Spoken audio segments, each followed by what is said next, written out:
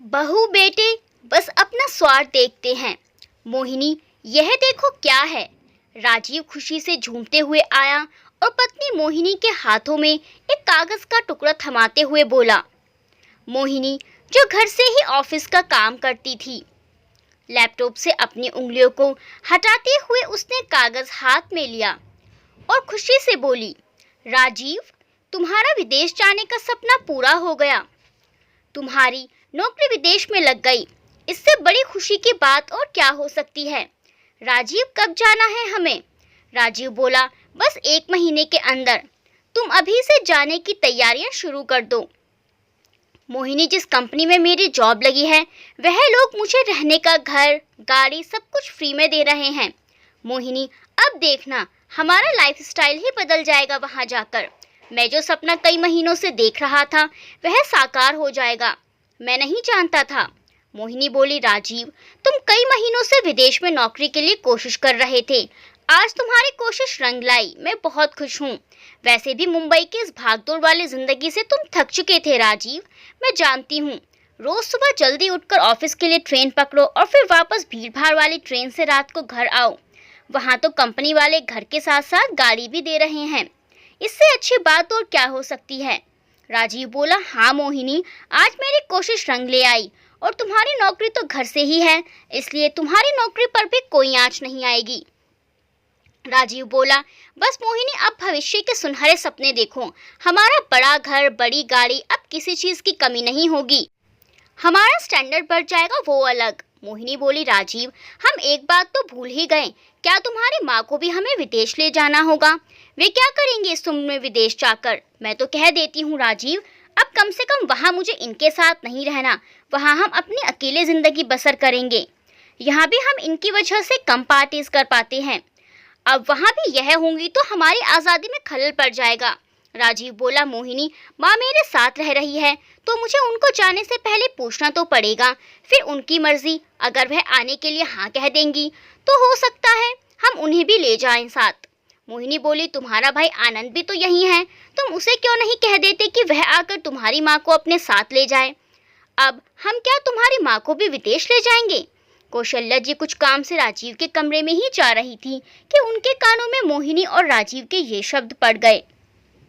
राजीव बोला, मोहिनी, वैसे भी विदेश में काम वाली बाइयां नहीं मिलती। अगर मेरी माँ साथ आ जाएगी तो तुम्हें ही तो इसका फायदा मिलेगा। तुम्हें वैसे भी घर से ऑफिस का काम करना होता है, तो तुम घर का काम अकेले कैसे मैनेज कर पाओगी? अगर माँ वहाँ साथ होंगी तो डस्टिंग, बर्तन धोना और 2 समय का खाना इतना तो कर ही देंगी। मोहिनी बोली, हाँ पतिदेव, यह आइडिया तो अच्छा है। वैसे भी तुम्हारी माँ सिर्फ मुफ्त की रोटियां तोड़ती है, मगर वहाँ इन्हें ले जाकर यह फायदा उठाया जा सकता है। और वहाँ सभी अपने अपने काम में इतने व्यस्त होते हैं कि बाहर जाकर तुम्हारी माँ किसी से हमारी क्या ही शिकायत कर पाएंगी। वैसे भी हमें वहाँ उनकी जरूरत तो पड़ेगी। कौशल्या जी सब सुन चुकी थी, फिर भी वे यही जताते हुए कमरे में पहुंची जैसे उन्होंने कुछ सुना ही ना हो। राजीव बोला, माँ, मेरी नौकरी विदेश में लग गई है। 1 महीने के अंदर हमें वहाँ जाना होगा। क्या आप भी हमारे साथ विदेश चलेंगी? माँ, प्लीज ना मत कहिएगा। आपके बेटे को आज इतनी बड़ी तरक्की हासिल हुई है, ऐसे में आने के लिए हाँ कहकर आप मुझे उपहार देंगी, मैं यह समझूंगा। पीछे से मोहिनी भी बोली, हाँ माँ, ना मत कहिएगा। आप साथ चलेंगी तो हमें अच्छा महसूस होगा और इसी बहाने आप भी तो विदेश देख लेंगी। कौशल्या जी बोली, नहीं बेटा, मैं विदेश आकर क्या करूंगी? यहाँ कम से कम पास पड़ोस वाले रिश्तेदार तो हैं जिनसे 2 घड़ी बतियाकर आत्मा को शांति मिलती है। वहाँ तो अकेली हो जाऊंगी।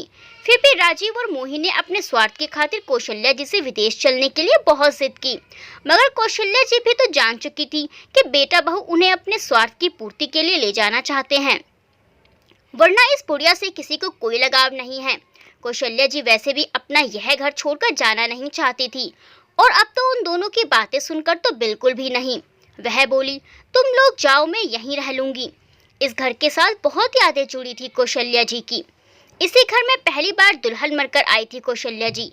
पति नरेंद्र जी बहुत प्यार करते थे कौशल्या जी से। सासू माँ विमला देवी गुस्सैल स्वभाव की थी। कुछ भी काम समय पर ना हो तो उनका रेडियो शुरू हो जाता था। गुस्से में बहुत बड़बड़ करती थी विमला जी, मगर कौशल्या जी को अब आदत हो गई थी। शुरुआत में उन्हें थोड़ा बुरा लगता था, मगर हर किसी का व्यवहार तो नहीं बदल सकते ना।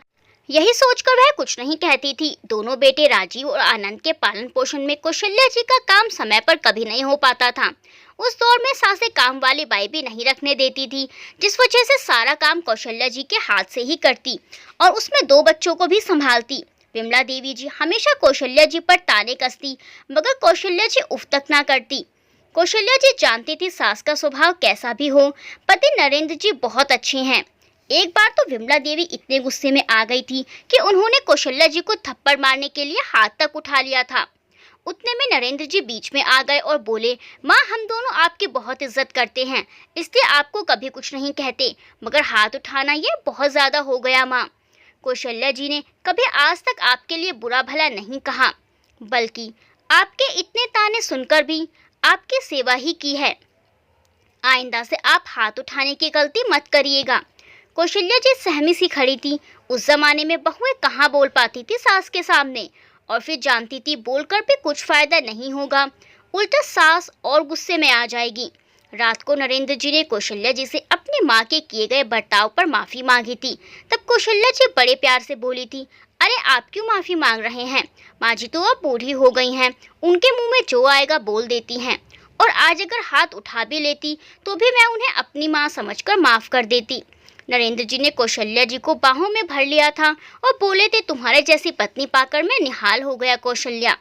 जिंदगी सुखमय बीत रही थी कि अचानक नरेंद्र जी का बहुत बड़ा एक्सीडेंट हो गया, जिसमें उनकी मौत हो गई। कौशल्या जी पर तो जैसे दुखों का पहाड़ ही टूट गया। वह सदमे में आ गई।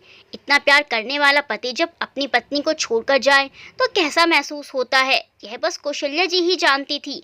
नरेंद्र जी कौशल्या जी से इतना प्यार करते थे कि कौशल्या के कहने पर भी उसे कभी नौकरी नहीं करने दी।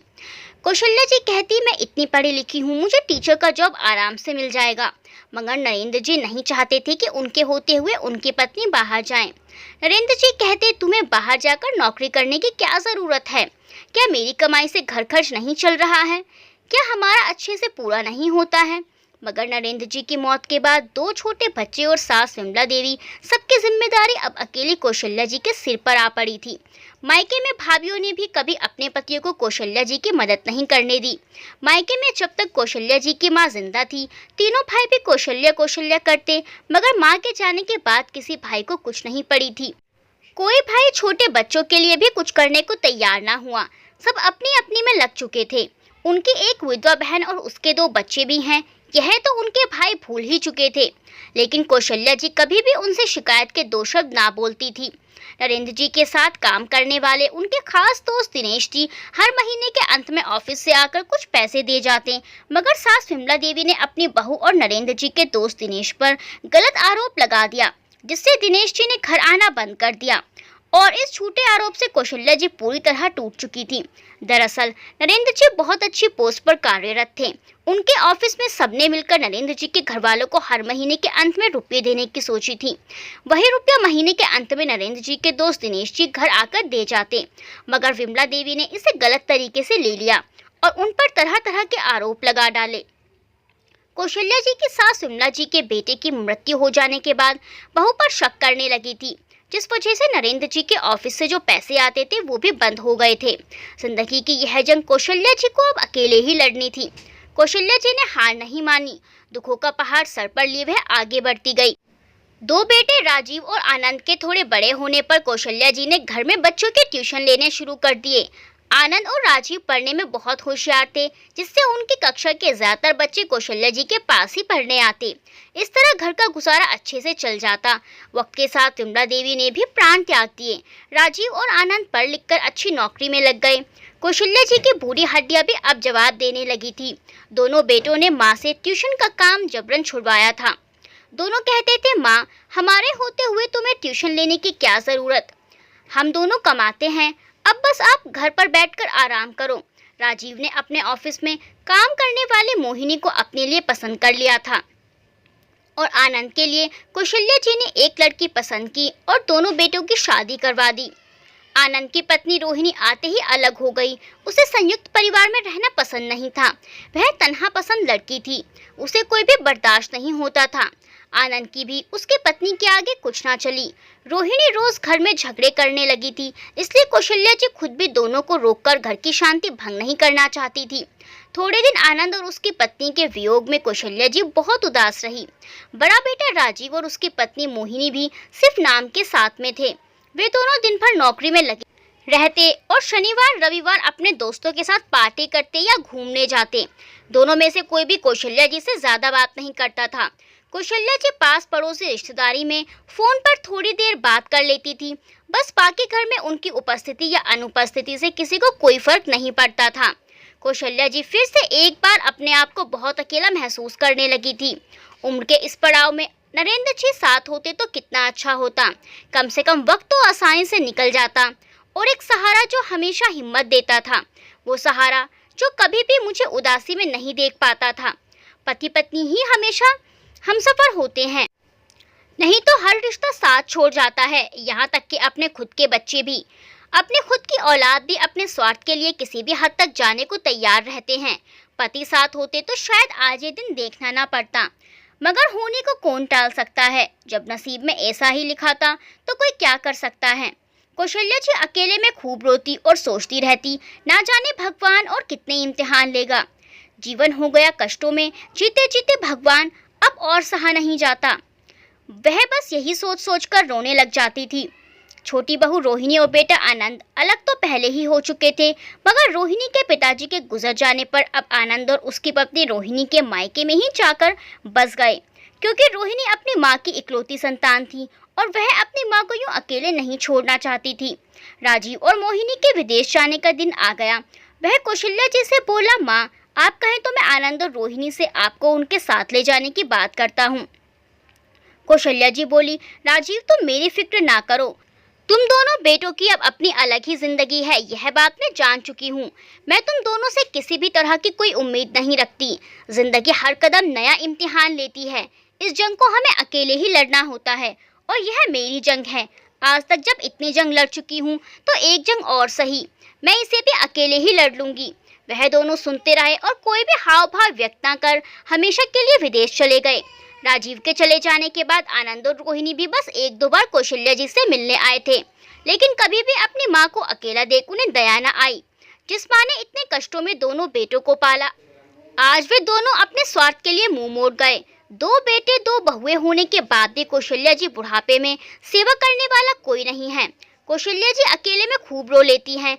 अपने घर की दर दीवारें देखकर उन्हें करार न आता तो अपने पति की तस्वीर लेकर बैठ जाती थी और घंटों घंटों उनसे बातें करती रहती थी और ईश्वर से प्रार्थना करती कि अगर बेटे बड़े होने के बाद अपनी माँ को यूं अकेला छोड़ जाते हैं तो भगवान किसी को बेटा ही ना दे।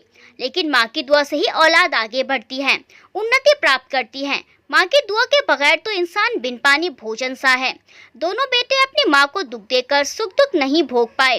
कोई ना कोई परेशानी दोनों बेटों बहुओं को घेरे रखती थी, जिसने उन्हें कभी भी धीरे धीरे यह एहसास होने लगा कि माँ को अकेले छोड़ने का परिणाम भुगत रहे हैं हम लोग। दोस्तों, जो बेटे उम्र के इस पड़ाव पर अपनी माँ को यूं अकेला छोड़ देते हैं, क्या उन्हें अपनी माँ की कुर्बानियाँ नहीं याद रहती? कैसे उनकी माँ ने इतने कष्ट झेलकर उन्हें बड़ा किया, यह सब उन्हें याद नहीं रहता होगा। बेटे बहू बस अपना स्वार्थ देखते हैं। काश वे अपनी माँ के बारे में भी सोच लेते, जो माँ अपना हर पल अपने बच्चों को बड़ा करने में न्यौछावर कर देती है।